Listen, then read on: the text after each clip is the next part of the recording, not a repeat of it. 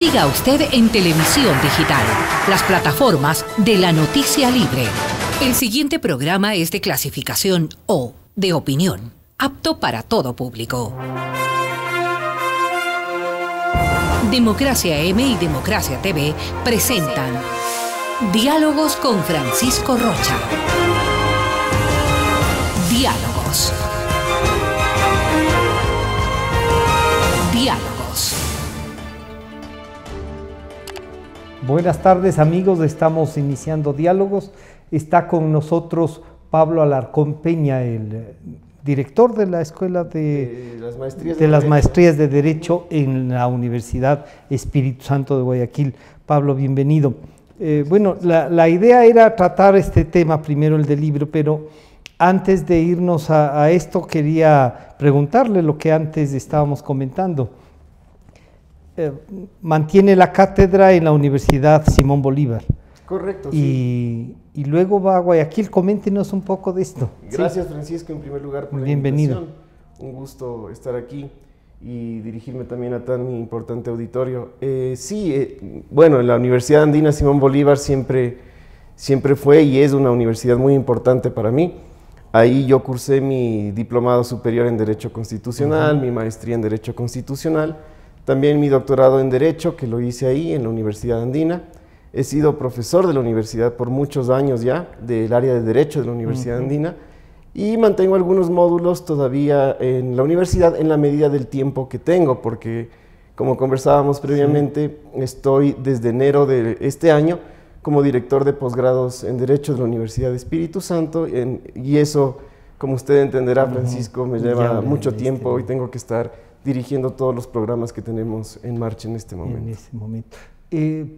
Pero la Universidad Andina no pierde a alguien que, como usted nos acaba de narrar y cuando presentaban el libro, recuerdo unas palabras de Enrique Ayala, decía que usted sí se puede decir que su cuarto nivel es de la Universidad Andina, ¿no? Por supuesto. ¿Esto significaría, Pablo, que Guayaquil comienza a usufructuar de una formación de una universidad quiteña o cómo podemos explicar eso? Bueno, primero sí, importante recordar, el libro en particular es producto de la tesis doctoral que la hice en la Universidad Andina Simón Bolívar.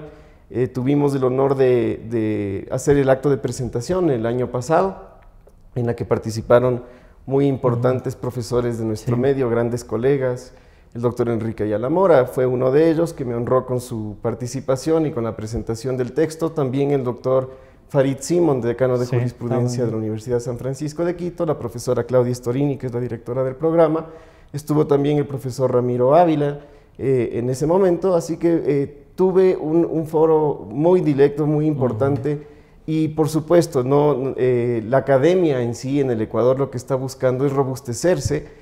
Y en el caso de la Universidad de Espíritu Santo, como le mencionaba previamente, yo también soy ahí docente ya por 9 años de la maestría en Derecho Constitucional. Fui, de hecho, el primer profesor de en ese entonces la especialidad en Derecho Constitucional, de la primera materia que yo impartía, que es, hasta ahora la imparto, que desde ese entonces, Sistemas de Fuentes del Derecho y Jurisprudencia Constitucional. Y esa maestría, para que tenga en cuenta, Francisco, desde hace mucho tiempo, desde estos 9 años, ha contado ya con la participación no solo de profesores muy importantes de la Universidad Andina Simón Bolívar. Creo que la gran mayoría de profesores de la universidad del área de Derecho fuimos parte y somos parte muchos todavía del programa de maestría en Derecho Constitucional y también de la maestría en Derecho con mención en Derecho de Empresa que mantenemos actualmente. ¿Se podría entender esto como un enlazar las especialidades de dos universidades y crear también en base a estos grados, a estos estudios, gente que esté preparada y que no tenga la necesidad de venir a Quito para poder obtener esta... Por supuesto, intentamos y estoy consciente. Con lo cual enlazan al país también, ¿no? Por supuesto, porque en muchas ocasiones se piensa que las universidades quizás de Quito en particular son las universidades que tienen el más alto nivel académico, cosa que no podemos negarlo, eso es así, pero otras universidades del país, es el caso de la Universidad de Espíritu Santo, estamos haciendo muchos esfuerzos. En mi caso han contado conmigo, los directivos de la universidad han confiado en mis capacidades, en mi trayectoria, Pero no es solo únicamente el caso particular, sino también de otros grandes profesionales de la Universidad de Espíritu Santo que también se han nutrido de conocimientos de otras tantas universidades nacionales e internacionales, y que estamos tratando de plasmar esos frutos ya en el marco de las mallas curriculares de nuestros programas. Es la academia la que sale fortalecida finalmente. Pablo, usted, si leemos su currículum, vemos su especialización y casi subespecialización además, ¿no? ¿Hace falta ahora todo eso o estamos en una, qué le diría yo, una marcha de buscar la mayor cantidad de títulos para poder... Cuando uno ve el libro, cuando uno le escucha, conversa con sus alumnos, y yo diría casi usted ya no necesita un título más, pero y así todos los ha ido trabajando. ¿Es indispensable ahora esa formación así? Bueno, Francisco, me parece primero una gran pregunta. ¿Por qué? Porque en muchas ocasiones se piensa justamente que el mercado es de venta de maestrías, de especializaciones, sin ninguna razón de fondo. Y lo cierto es que en el día a día las circunstancias sociales evolucionan. Si la sociedad evoluciona en el marco del derecho, por ejemplo, este derecho debe evolucionar acorde a esas cambiantes circunstancias sociales. Entonces, es indispensable. Es indispensable si lo que buscamos es ser juristas, si no queremos quedarnos en algo que no aporta, que es, por ejemplo, aprendernos de memoria el texto de las leyes o el texto de la Constitución. Lo que buscamos es una proyección mucho más profunda, que sean juristas, que seamos personas preocupadas de ese trasfondo, de lo que hay detrás del ordenamiento jurídico, que realmente es la sociedad. Entonces lo que buscamos es cada día ir capacitándonos en el marco también, obviamente, de los intereses de cada persona. ¿Por qué? Porque no a todos los abogados nos gusta investigar, por ejemplo. En mi caso particular, sí. Me gusta mucho investigar, me gusta mucho leer, me gusta mucho hacer lecturas críticas. ¿Ha ido más por la cátedra que por litigar y eso? Sí, en mi caso me he dedicado mucho más a la cátedra como tal, y eso me ha permitido también encontrar la percepción y la realidad de los abogados en general.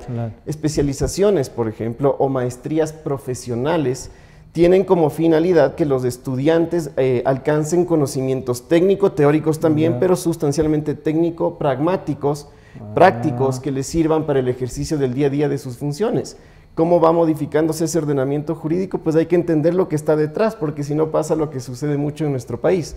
Nos cambian la Constitución, nos cambian las leyes y tendremos que volver a estudiar otro posgrado. De eso no se trata. Buscamos justamente una proyección de fondo para que los estudiantes de Derecho sean eso. ¿Cómo entender la legislación, más allá de lo que ya está legislado, incluso para provocar sus cambios? Por supuesto, porque desde ahí generamos los principales aportes al conocimiento como tal. La academia se preocupa por generar conocimiento, pero ese conocimiento no puede estar desconectado de la realidad social.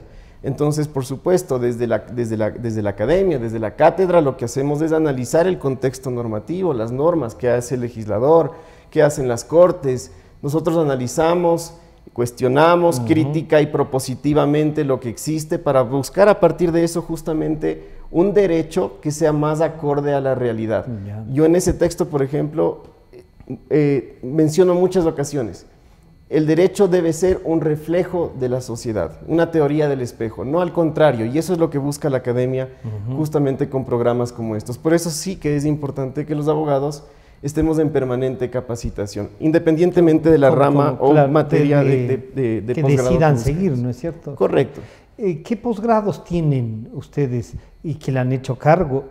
Lo cual hay que felicitar a la universidad, Pablo, y lamentarnos que no se haya quedado en la andina, pero claro, es el país, ¿no? Usted muy bien lo ha señalado. ¿Qué posgrados está promocionando? ¿Qué tienen? Bueno, muy bien, gracias por la pregunta y gracias también por su elogio. No he dejado la Universidad Andina formalmente, como le decía Francisco, es una universidad que quiero mucho, y también mis colegas, ahora como le comentaba, algunos se han incorporado incluso en calidad de profesores invitados a las maestrías que ofrecemos en la Universidad de Espíritu Santo. Lo cual es bueno también. Correcto, y para aportar también profesores de la Universidad de Cuenca, por ejemplo, que han llegado a aportar lo que ya teníamos y tenemos un grupo de docentes magníficos, grandes investigadores que ya son parte de la universidad por muchos años. Entre los programas que tenemos, La primera, y siempre la menciono porque es quizás el programa con más trayectoria de la Universidad de Espíritu Santo, que es la maestría en Derecho Constitucional. Es una maestría profesional en Derecho Constitucional, por lo tanto, como lo mencionábamos previamente, lo que buscamos es que la maestría esté acorde a esas cambiantes circunstancias sociales y que los estudiantes que la cursen también obtengan esa producción desde la universidad para que puedan también aportar críticamente desde su ejercicio profesional. Tenemos la maestría en Derecho con mención en Derecho de Empresa, que es una maestría muy interesante, muy importante, también con profesores no solo nacionales, también en la de Constitucional tenemos profesores internacionales. Pero en este caso de empresas, tiene que ver también con el mundo internacional, con las negociaciones. Por supuesto.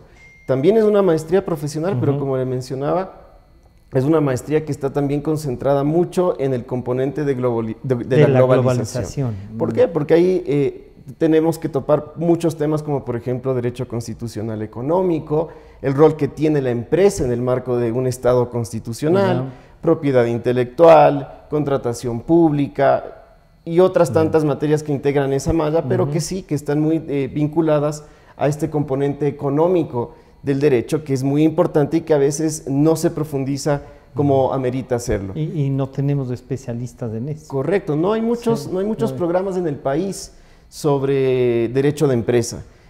Son pocas las universidades y la Universidad de Espíritu Santo es una de ellas, que obviamente no es cualquier programa, insisto, son programas con absoluta calidad y muy bien pensados desde su malla, desde su confección, desde su estructura. ¿Qué otra necesidad ha ubicado usted ahí para ir? Esta, por ejemplo, para la globalización, para el crecimiento de las empresas en varias, digamos, que puedan ir a otros países, que puedan hacer derecho comparado sobre eso, cómo se hace una empresa aquí, cómo hacen en otras partes. Correcto. ¿Sí?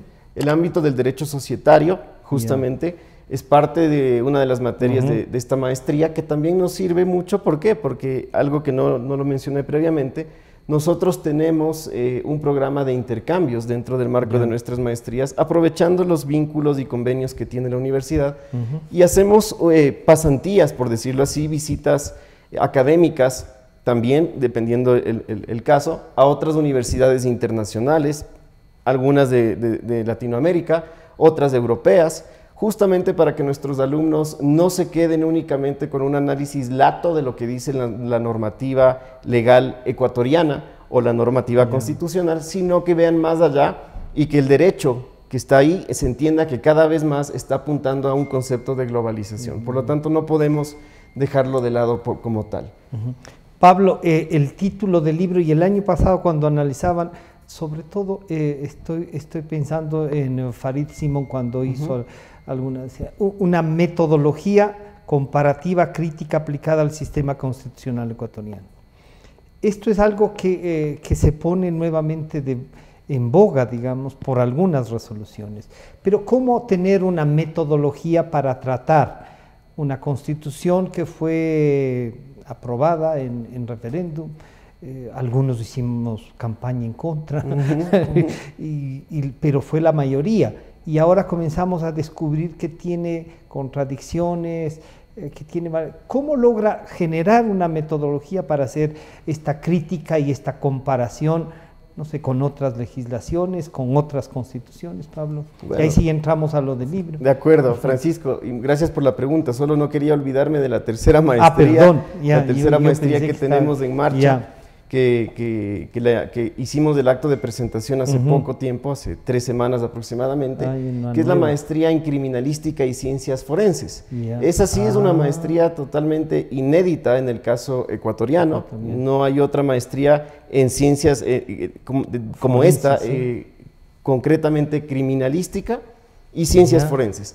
Esta maestría está dirigida, por ejemplo, no solo a abogados, sino a profesionales con títulos de tercer nivel cuyo trabajo esté vinculado a la justicia. Tenemos médicos, por ejemplo, un gran componente de médicos que está optando por esto, la Policía Nacional, por supuesto, Fiscalía, Consejo de la Judicatura, peritos. Y especializados no tenemos, ¿no? No tenemos. Muchos de nuestros estudiantes, a nivel nacional me refiero, deben optar lastimosamente, y digo lastimosamente, por otras universidades internacionales, muchas veces sin tomar en cuenta la calidad sino un aspecto de necesidad.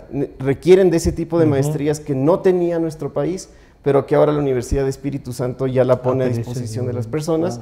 Y empezamos clases inmediatamente. Eso es una maestría. Esa es una maestría profesional, y esta maestría se desarrollará en 18 meses. Y digamos, profesionales de los que quieran. Correcto. O sea, abogados, médicos, investigadores. Que tengan un vínculo con el contenido de la malla, ¿no? Porque si no, sin duda será difícil para un abogado tomar materias que ciertamente, si no están relacionadas con su día a día, pueden ser complejas. Tenemos la ventaja de que tenemos 2 convenios suscritos en el marco de esta maestría, con el Ministerio del Interior el primero, y el segundo con el Servicio de Criminalística, el Servicio Nacional. Sí.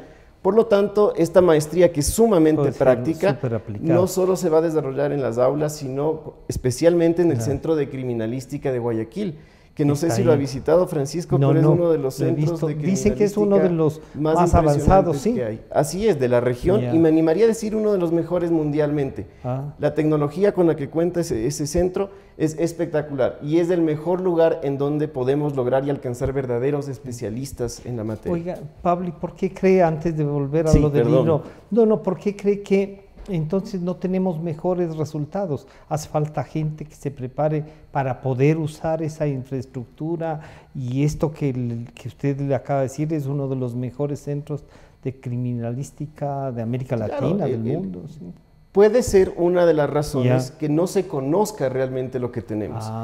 Y eso no solo pasa en ese ámbito, pasa en muchos otros, en los que creemos siempre que lo mejor está afuera, sin ver lo que tenemos casa adentro. No somos capaces de reconocer las cosas buenas que tenemos. Correcto. Sí. Yo les soy honesto, yo no conocía tampoco el centro, sino hasta que estuve en la ciudad de Guayaquil y ya estuve enrolado en el marco de la dirección de los posgrados en Derecho. Fue ahí que hice esta visita y me quedé realmente impresionado con lo que tiene este centro. Acá tienen algo parecido. Hay uno similar acá, pero el que está mejor dotado es justamente es el de Guayaquil. Por eso el Ministerio del Interior pensó y acogió también estas preocupaciones de la Universidad de Espíritu Santo, y en conjunto, en una nueva muestra del trabajo conjunto entre academia, Estado, sociedad, se muestra y se pone a disposición de la gente una maestría, y digo inédita, pero aparte que le va a generar un aporte sustancial que le va a dar instrumentos al país. Por supuesto, porque esto está muy vinculado al debido proceso, a la debida investigación, a procurar alcanzar justicia, verdad. ¿Cómo hacemos de la técnica un instrumento de justicia? Correcto. Es una justicia objetiva. Son técnicas para alcanzar un debido proceso objetivo, respetuoso de los derechos de las personas. Y eso es lo que busca una maestría de ese tipo. Son 3 cosas que le van a dar éxito, Pablo, y una visión de un joven profesional le va a ayudar. Gracias, Francisco. Ahora, volvamos a lo del libro, que ya estaba cuando lo presentó el año pasado, pero ahora lo van a volver a presentar en un foro internacional que preparan ustedes. Pero díganos la esencia de cómo llegó usted para su doctorado en este tema de comparar el tema de la Constitución y buscar un mundo constitucionalmente hablando que nos sirva a todos. Bueno, esa pregunta es medular. ¿Por qué? Porque muchos colegas me han preguntado, me han dicho incluso, ¿por qué te interesaste por un tema como estos? Incluso el título es bastante largo, pero esto tiene una serie de inspiraciones personales y obviamente prácticas y académicas. La primera es que yo empecé a tomar interés como tal por el derecho comparado en la Universidad San Francisco, en el pregrado. En ese entonces mi profesor era el doctor Patricio Quevedo, no sé si usted lo recuerda. Patricio Quevedo Terán. Correcto. El doctor Patricio Quevedo me inspiró mucho en estas lecturas de derecho comparado en ese entonces. Hombre de gran cultura. Y brillante, la verdad, era un hombre brillante. Luego de eso, también con otro hombre brillante en la Universidad Andina Simón Bolívar, cuando cursaba mi maestría en Derecho Constitucional, en la cátedra Sistemas Jurídicos Comparados, con el profesor Ernesto Albán. Con él recibí una mayor inspiración aún sobre esta temática, esta línea de investigación, y empecé a escribir sobre este tema. Luego de esto viajé a Colombia Estuve cursando un doctorado en la Universidad de los Andes y mi director de tesis doctoral era el profesor Diego López Medina, uno de los principales protagonistas de estas líneas de investigación. Tuve que regresar al país por algunas razones personales. Luego, afortunadamente, la Universidad Andina siempre apoyó la investigación en esta línea. Y de haber sido yo el alumno de la materia Sistemas Jurídicos Comparados, pasó a me convertí en el profesor de la materia como tal y la impartí en todos los proyectos de maestrías de la Universidad Andina. Era una materia fija para todas. ¿Por qué? Por justamente esta razón que le voy a pasar a explicar. Esa fue mi motivación personal. Pero la importancia real y práctica, la novedad, que esto no va a perder quizás nunca esa importancia de estudio, es que generalmente nosotros como abogados, y también en otros aspectos de la vida profesional, nos referimos al derecho comparado y decimos, bueno, ¿qué es derecho comparado? Y decimos, bueno, es comparar, ¿no? ¿Comparar qué? Comparar leyes. Generalmente los abogados decimos, es cuestión de tomar leyes de un país y traerlas al nuestro. Eso no solo lo hacen los académicos, los alumnos, los profesores. Sobre todo los legisladores. Correcto, lo hacen los legisladores, lo hacen los asambleístas constituyentes, lo hacen los jueces cuando dictan decisiones. Y nos imponen a veces normas que no van con la realidad. Correcto. ¿Y por qué? Porque se mal entendió desde la lógica de nuestro sistema. ¿Qué es lo comparado? ¿Qué es derecho comparado? ¿Y cuándo hago un ejercicio real de derecho comparado? Entonces, yo ahí empiezo a promover el pensamiento y la inquietud entre los juristas de decirnos, a ver, veamos la terminología, derecho comparado.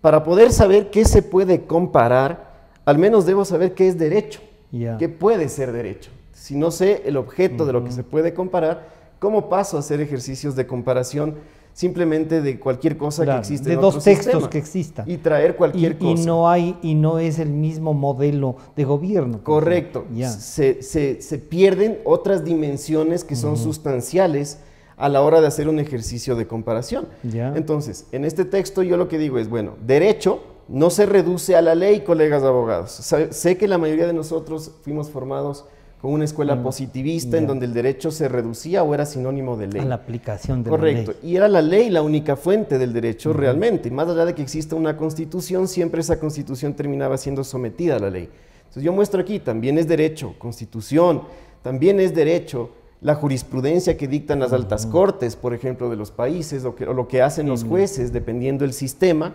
También es derecho formalmente las ordenanzas, los reglamentos, los estatutos, todo lo que puede ser parte de un sistema de fuentes del derecho. Todo lo que genera legislación de primaria, secundaria, lo que sea, se convierte en el derecho general de todos, y esto puede estar, digamos, basado en la Constitución, que es el pacto social más grande. Correcto. Digamos, Entonces, yo lo que hago justamente a partir de eso es ir buscando. Claro, decir al menos, esto puede ser derecho, y el derecho puede ser distinto dependiendo la familia jurídica a la que pertenezca nuestro sistema o al que perteneció en un momento histórico determinado. El derecho para un sistema islámico, por ejemplo, no va a ser el mismo concepto de derecho que para un país originalmente propio de la familia romano-germánica o del denominado civil law, tampoco para el common law, por ejemplo, y así para la familia socialista en su momento histórico determinado y otras tantas familias jurídicas. Entonces, este es un bosquejo como para decir, a ver, abogados, vamos a utilizar y entender, o preguntemos, esto no es la única verdad absoluta, no se acaba aquí la cuestión. Y la metodología es la que se implanta.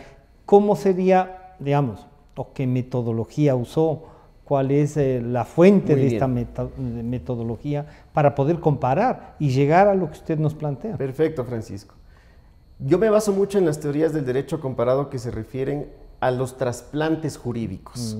¿Sí? ¿Qué es un trasplante jurídico? Si nosotros queremos hacer de alguna forma una comparación con la medicina, usted sabe que los trasplantes de órganos no generan un ejercicio o no se dan a partir de un ejercicio superficial. Si yo saco un órgano, exacto, yo tengo que hacer previamente un análisis de compatibilidad. Yo no puedo extraer un órgano de un cuerpo y pasarlo a otro sin ningún análisis porque lo puedo matar.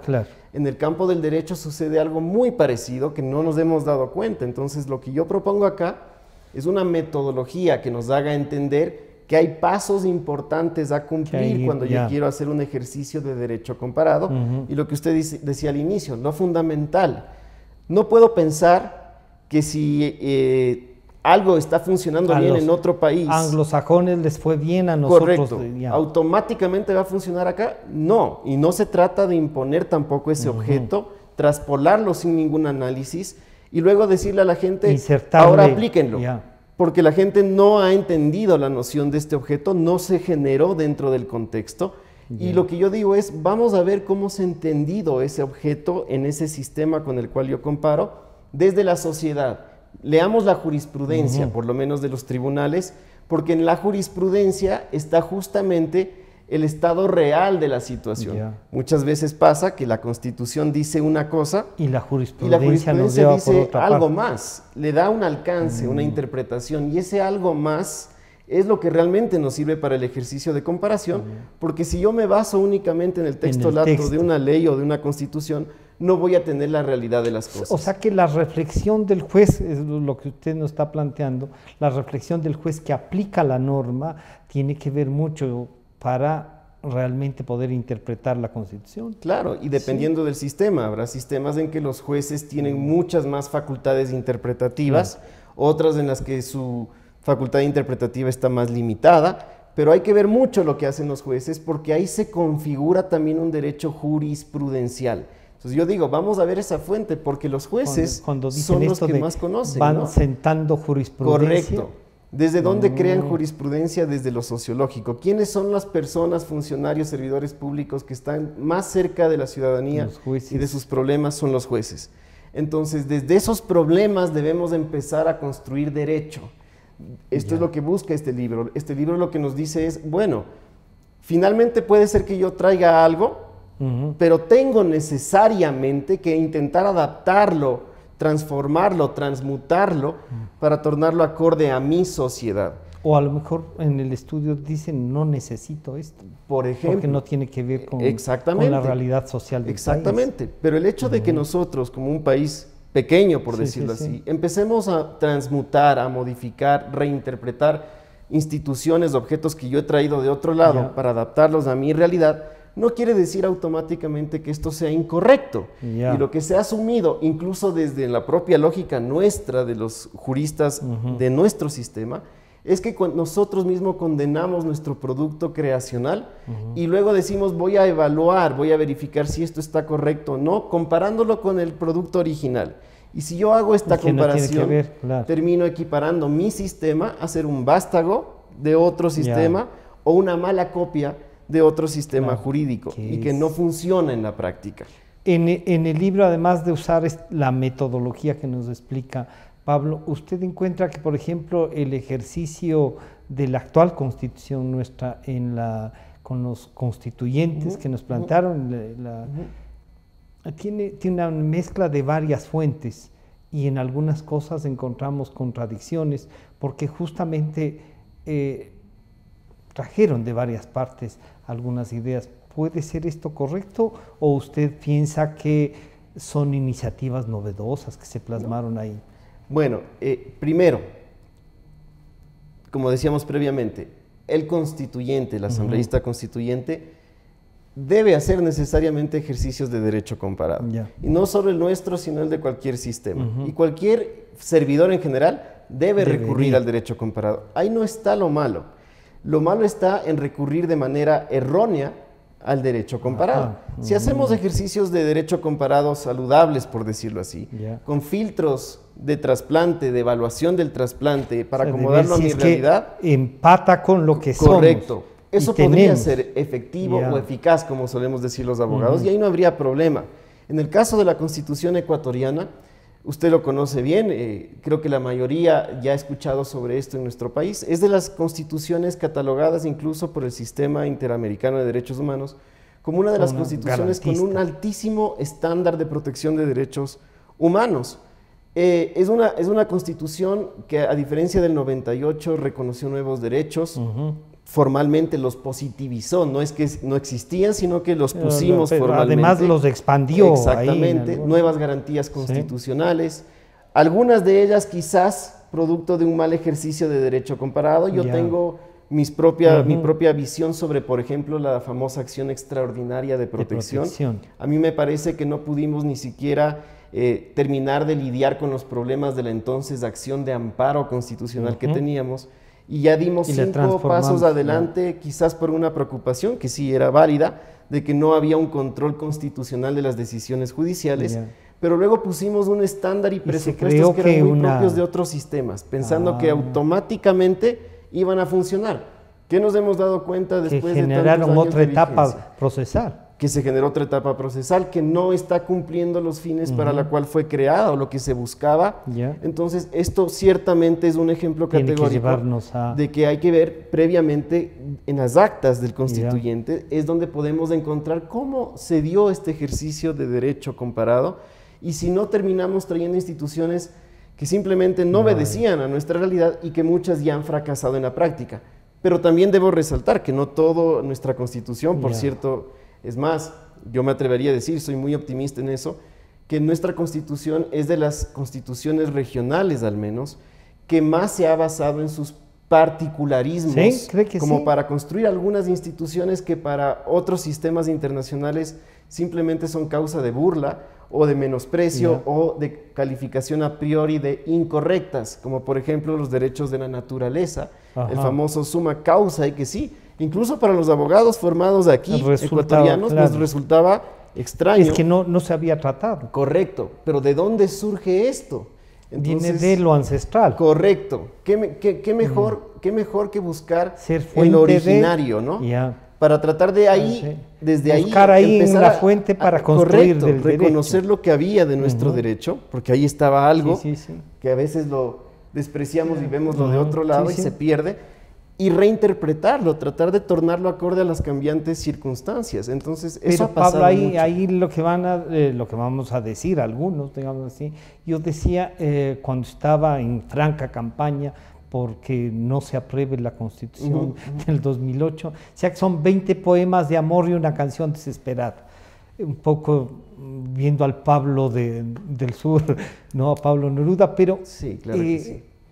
Cuando usted revisa nuevamente, sí, hay derechos como este del summa causa o los derechos de la naturaleza, como usted los denomina ya, que dicen, ¿se puede solo expresar una cosa así o hay que buscar la forma de aplicación real? Por supuesto, justamente por eso, incluso esta metodología que planteo en el libro, se preocupa mucho en la dimensión sociológica del derecho, la realidad. De nada me sirve, y eso creo que lo estamos afrontando la mayoría de ecuatorianos ahora, una constitución, como usted bien dice, que por más que haya sido producto de componentes ancestrales, se reconozcan nuevos derechos, nuevas garantías, y se amplíe el poder de los jueces y demás, por ejemplo, y en la práctica eso no funcione, es decir, sea una agradable retórica constitucional. Acuérdese que el artículo 1 de la Constitución dice: el Ecuador es un Estado constitucional de derechos, justicia social y más. Y de derechos, y ahí Correcto. ¿Por qué este cambio entre de derecho y derechos hay una gran diferencia, Pablo? Bien, lo primero es justamente por lo que nos estamos cuestionando en este momento, un problema práctico, de realidad. Cuando un Estado pone en su artículo 1, este Estado es constitucional, por ejemplo, lo que está diciendo es: a este Estado le importa la Constitución. Su centro es la Constitución.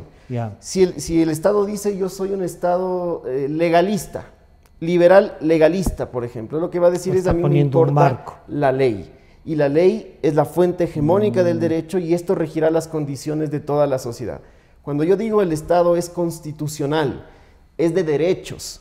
Incluso eso nos sirve mucho a quienes somos propios de la familia romano-germánica como nuestro país, que siempre nos gustan los abogados que nos digan expresamente las cosas en el artículo para ver si así puedo aplicar o terminar aplicando la Constitución. Ahí se puso, justo para eso, para que no digan que no dice en ninguna parte de la Constitución: el Ecuador es constitucional, es de derechos, es de justicia, es social. Le añadió todos los componentes, pero hay otros estados que simplemente con haber puesto es un Estado social, ha funcionado en la práctica mucho mejor que el nuestro, que ha dicho todo esto en un artículo de la Constitución. Y que se puede interpretar de igual manera. Claro, pero más los allá derechos... de lo específico. Así es. Pero lo que sí está claro, desde ese artículo 1, que ese es un principio, no quiere decir, es un mandato de optimización, no quiere decir que desde que el asambleísta de Montecristi lo puso, nosotros ya somos un Estado Exacto, constitucional sí, de derechos y demás. Porque si no sería declaremos la felicidad. Correcto, es lo que buscamos que el Ecuador sea. ¿Y cómo se logra eso? Con un compendio de normas, no solo en la misma Constitución, sino en todo el ordenamiento se desarrolla en la jurídico. Constitución como en la nuestra, sino en la legislación para la aplicación desde lo municipal, lo provincial. ¿Sí? ¿Y usted cree que esa obra está por hacerse entonces? La constitucionalización del sistema de fuentes, de los reglamentos, de los estatutos, de la propia ley, es una cuenta por saldar todavía que no se ha configurado, pero creo que las razones son de fondo y las razones pueden estar por aquí. Es lo que yo menciono por ahí como una de las hipótesis que compruebo. Cuando menciono y digo, a ver, quizás este problema no esté dado realmente por lo que pueda decir la norma o no, sino por un componente cultural y de entendimiento de lo que están diciendo esas normas y para qué sirven para el ciudadano de a pie. Yo no pienso en los abogados únicamente. En la práctica, ¿qué termina pasando? Una constitución excelente desde el punto de vista dogmático, una parte orgánica que va en total contradicción con esto, lo que genera un choque y un problema de efectividad de esa misma constitución. Que ya la hemos palpado, ya la hemos vivido durante todos estos años. Entonces, ¿de qué se trata? Se trata de que nosotros asimilemos culturalmente lo que buscamos que sea nuestro país. Nosotros muchas veces nos limitamos a ver lo que dice el texto lato de una norma. Y además, a partir de textualmente, eso sacamos, no correcto, y a partir de eso sacamos nuestras conclusiones, olvidando que el derecho no es más que un instrumento para la sociedad. Le planteo un tema, Pablo, que se debate ahora de inmediato, el tema de la minería. Y hay una consulta que está prevista en la Constitución, pero la Constitución también nos dice que es el Estado el que ha de resolver y que por lo tanto un tema local, digamos un tema nacional no se puede resolver en lo local, y usted va encontrando una cantidad de, y de paso sale el summa causa.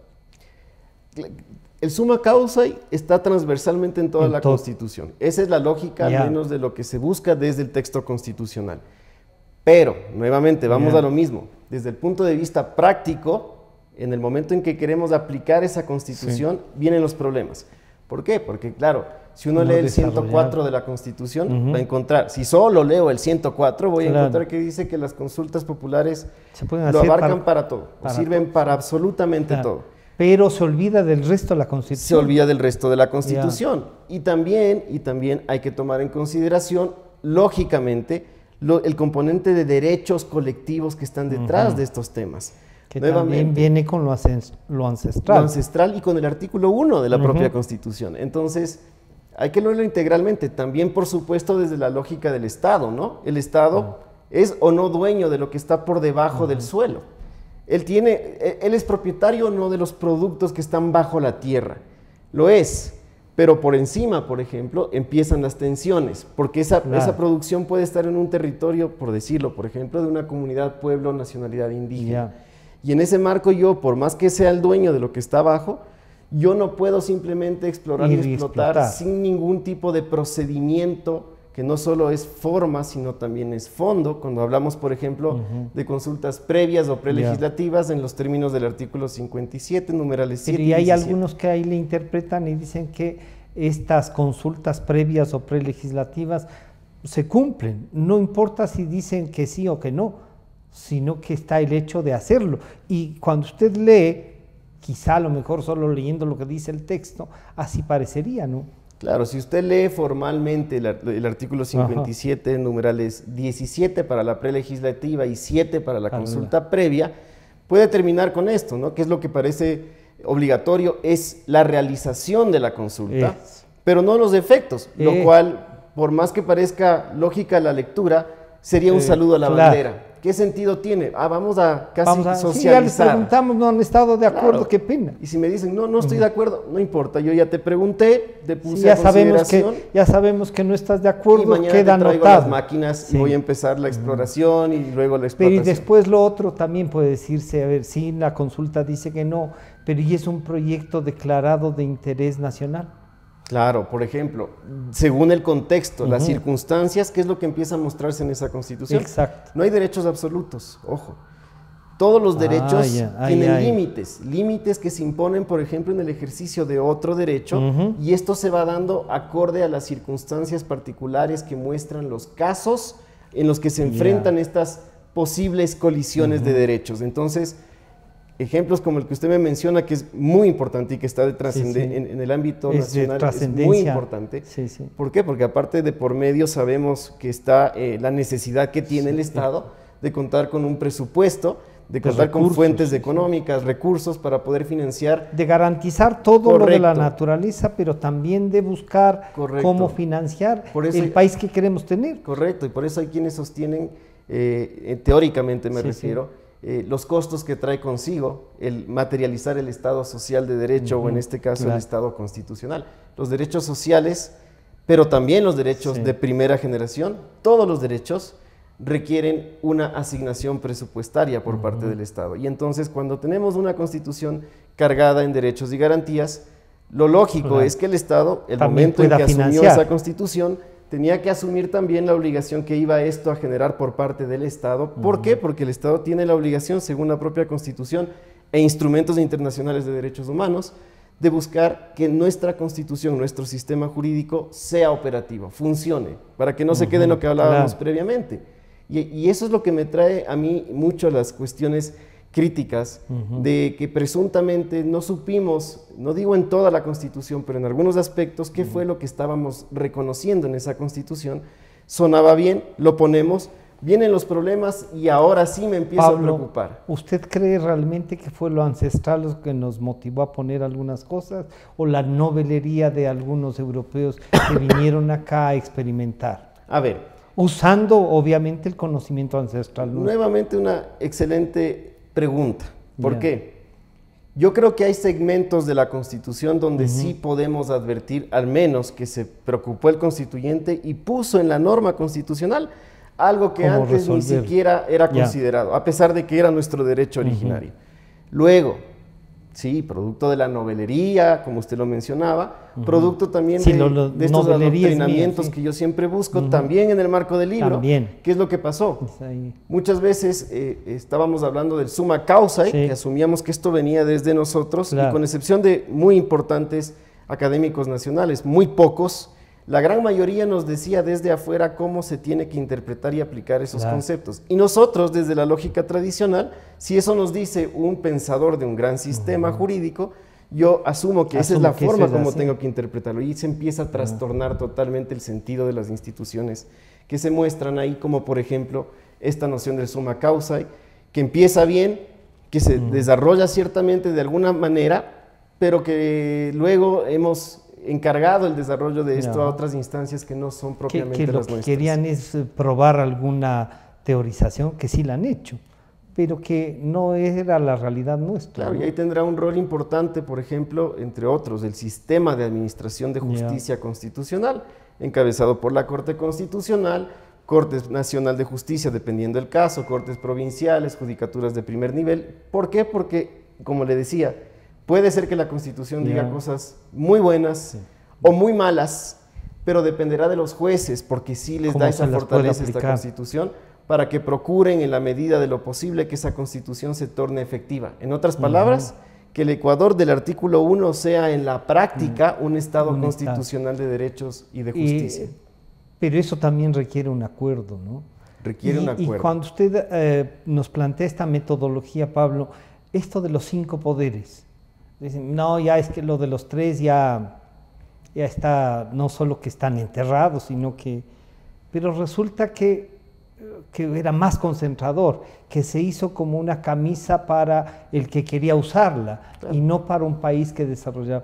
¿Cómo pulimos o hay que hacer otra constitución? Mire, por ejemplo, una de las formas materiales para explicar más lo que estamos diciendo aquí es lo que ya se empieza a debatir en torno al Consejo de Participación Ciudadana y a la función de transparencia y control social como poder tal. Ahí, Claro, incluso también de la función electoral. Claro, como poder del Estado. Claro, ¿no? Y empezamos a hacer, al fin, digo yo, y eso es bueno en todo caso, al fin empezamos a generar cuestionamientos a partir de lo que ya ha pasado. Entonces, esto que traje como, digámoslo así, una novelería, en el caso de la Constitución 2008, puse ahí, Pero finalmente, y lastimosamente, con todos los problemas que esto se generó a lo largo de estos años, termina por generar o construirse un debate ya nacional, con posturas de lado y lado, pero que terminan mostrando la necesidad de hacer algo con eso, porque no está funcionando en la práctica. Hay quienes dicen,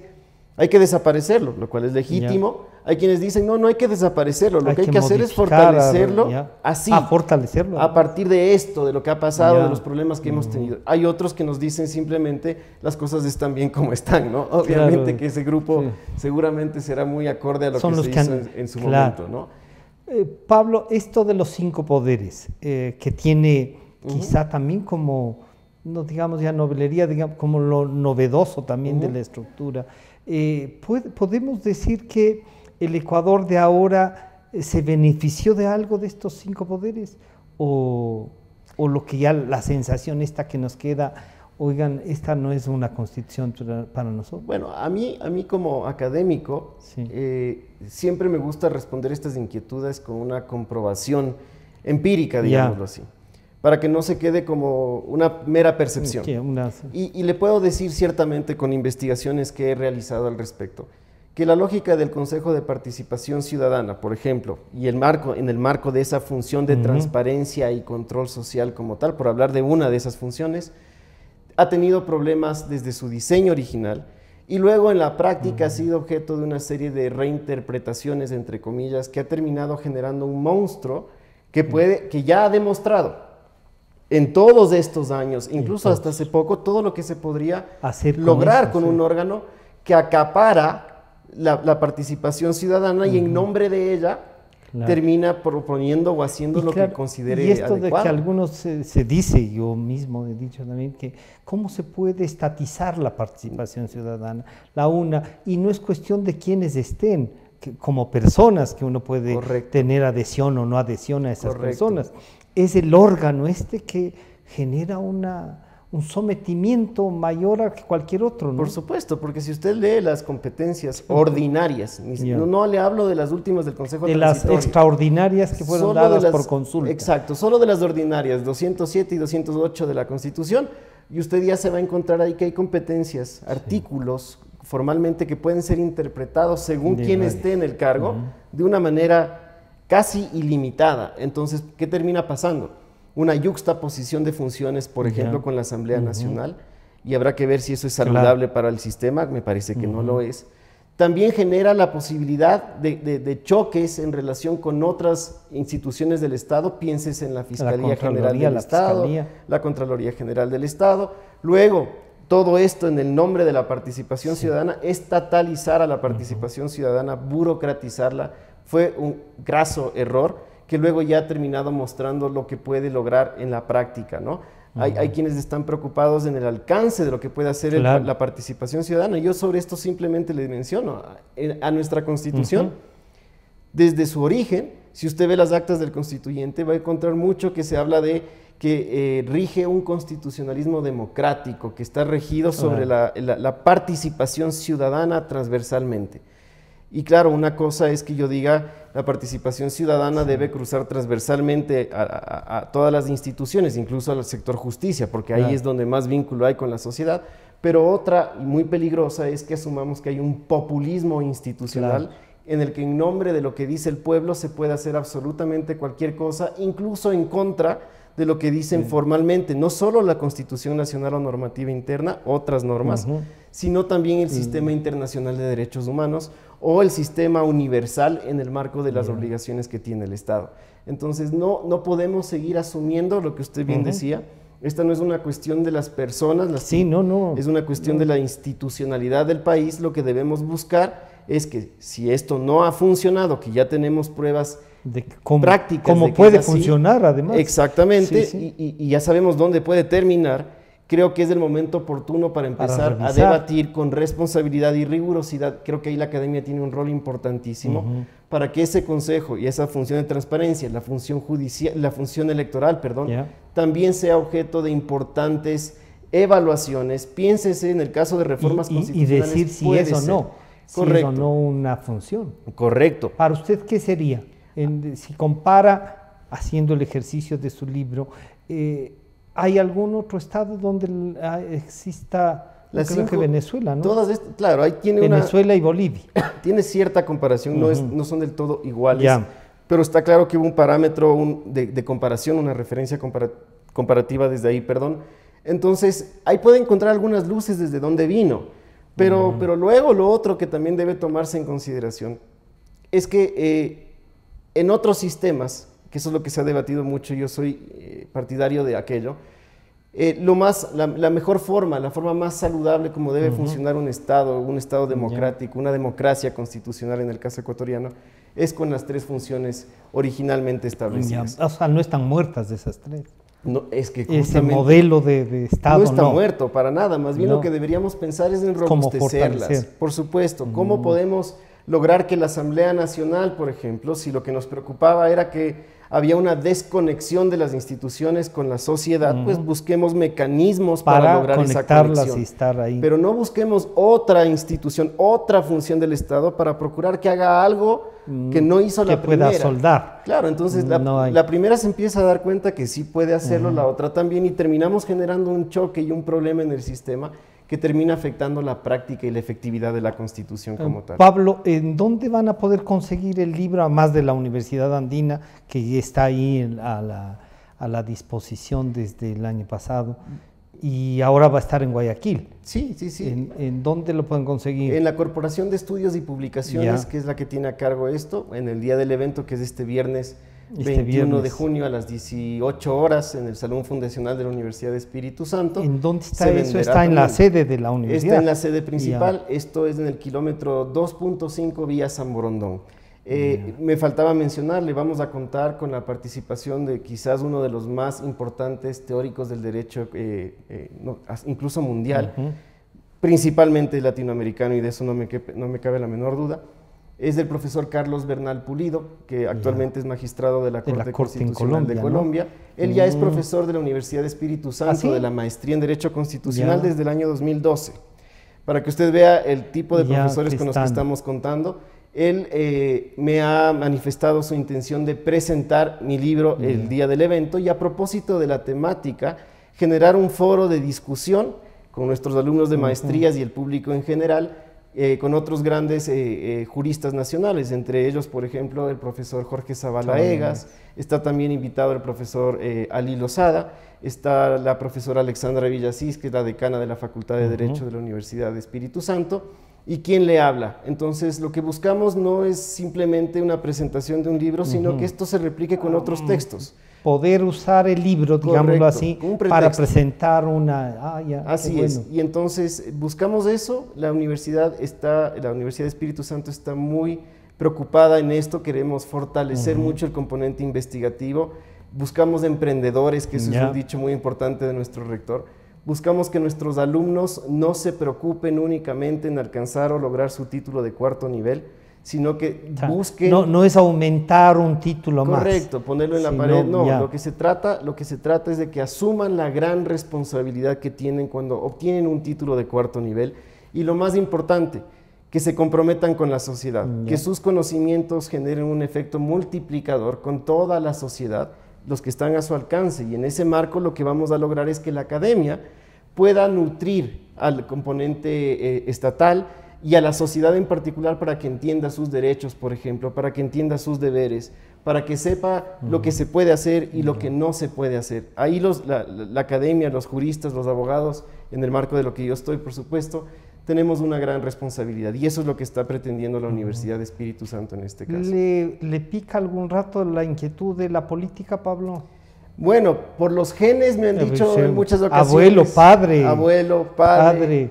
Y la investigación que hace, no va a decir que no es política. No, por supuesto. Incluso el derecho y la política van de la mano. Van juntos. Es imposible, y más aún siendo constitucionalista, el no estudiar componentes relacionados a la ciencia política, porque la Constitución está nutrida de esos componentes, regula la conducta social, entonces obviamente va a tener un componente político, pero no lo he ejercido como tal, como una carrera. Ha ido más bien... Me ha gustado mucho desde lo técnico, desde lo constitucional, desde ahí hacer una lectura, una mirada a lo que puede suceder con el contexto político, pero nunca de una manera de militancia o de militancia, eso, ¿no? Exactamente. Nunca he sido parte de ningún partido político. Si es que le invitan a militar, cosa que sería bueno, ojalá le pique.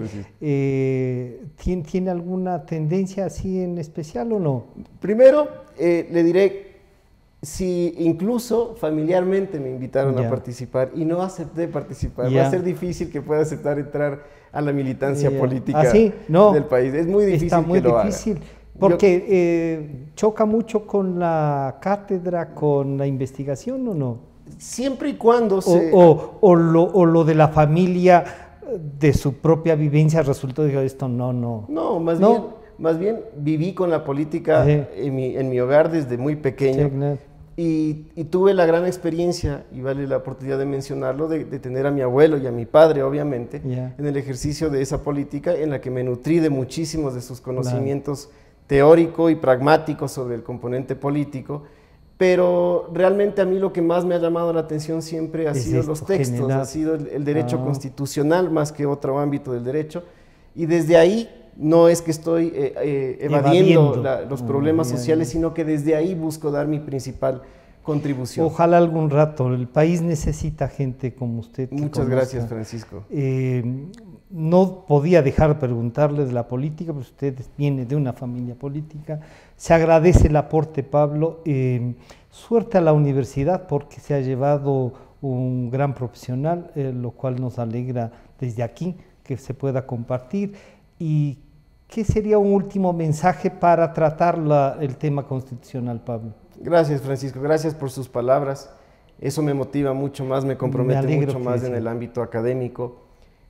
Bueno, en el ámbito constitucional, a partir de esto y de lo que hemos conversado y como constitucionalista, me parece que el contexto, la situación actual del país, lo que necesita más que nada es tratar los temas en lo posible con la mayor rigurosidad, la mayor responsabilidad, más allá de que nosotros, cada uno de nosotros, y eso es lógico en un ser humano, tengamos nuestras tendencias políticas. Lo que debemos buscar en la práctica es abordar los problemas con esa responsabilidad y cientificidad. No estamos en un momento como para retomar o crear instituciones a partir del revanchismo. Ya hemos vivido estos 10 años terribles para el país, que ya se ha configurado lo que estoy diciendo acá, un problema de efectividad de nuestro sistema. Preocupémonos entonces ahora de construir o reconstruir, si es el caso, pero siempre en el marco del respeto a lo que puede estar necesitando la sociedad y no simplemente adivinar lo que puede pasar o a partir de una percepción construir normas constitucionales. Creo que la labor de los juristas, la labor de la sociedad está en preocuparnos mucho más con esa responsabilidad sobre las normas constitucionales, su alcance, sus límites, porque a la hora de la hora ya vemos que son muy importantes en la práctica de todos los ecuatorianos. Gracias, Pablo, y gracias a ustedes por acompañarnos en este diálogo. Ha sido el doctor Pablo Alarcón Peña, el director de los posgrados de la Universidad de Espíritu Santo, que presentará este día viernes el libro Una metodología comparativa crítica aplicada al sistema constitucional. Bueno, es largo el título, decía, pero creo que encontramos una forma de responder a algunas inquietudes que este momento vive el país. El viernes a las 6 de la tarde en la Universidad de Espíritu Santo. Este programa estará a disposición de ustedes a partir de las 3 de la tarde nuevamente y nos estamos encontrando el día miércoles. Gracias, Pablo. Gracias, Francisco. Gracias a ustedes. Estamos de acuerdo. Este es el camino de la comunicación libre. Este programa es de clasificación F,